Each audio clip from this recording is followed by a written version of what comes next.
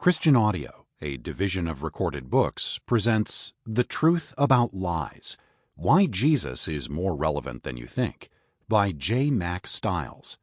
Narrated by William Sarris. The Biggest Lie. I am trying to change your mind. Perhaps you knew that when you chose this book, but I want to be completely transparent.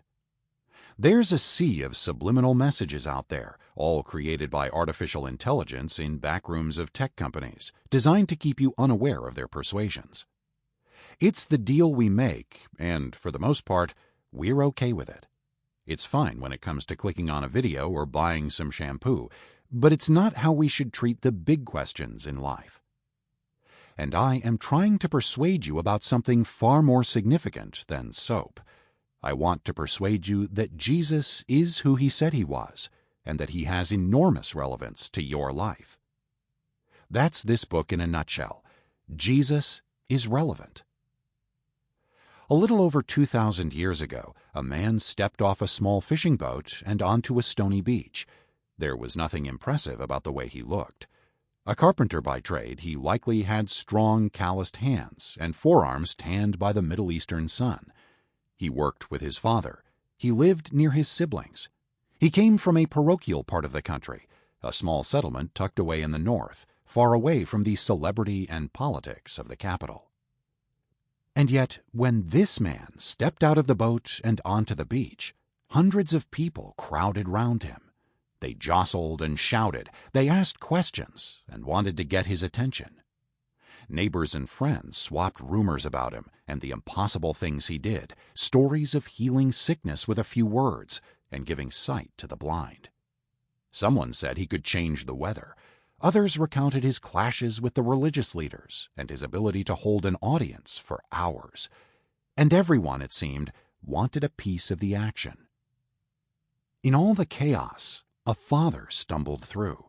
Sarris was desperate. His 12-year-old daughter, his only daughter, was sick. She was about to die. Sarris was a leader of the local synagogue, religious, upright, respected in the community. He'd tried everything to help his daughter, and nothing had worked. But there was something about this carpenter. Deep down, Sarris knew this man was the only one who could help. As he pushed his way through the crowd, forcing others back, he raised his hands and shouted. Making it to the front, he fell down at the man's feet, wet sand soaking through his clothes. Jesus stopped. You may know stories about Jesus. You may not. You might think they are something for religious people, people who are into that kind of thing. For those people, the stories are interesting, maybe. But for you, right now, in the 21st century, well, it's just not immediately obvious what these events, what this man, has to do with you. A lot has happened since Jesus walked the earth, but people are still people, seeking meaning and hope, struggling with money and worry and grief, smiling over successes and kicking themselves over failures, feeling shame, feeling elation, searching for answers, believing lies. Jesus hasn't changed either, nor has his availability to meet with every person, including you. Each chapter in this book focuses on an individual encountering Jesus from the New Testament. During each interaction, Jesus exposes a lie that many of us have been brought up to believe as self-evident truth. Every exposé contains a common thread. The truth is more relevant to you than feels comfortable. The encounters all come from one of 4 Bible books: Matthew, Mark, Luke, or John.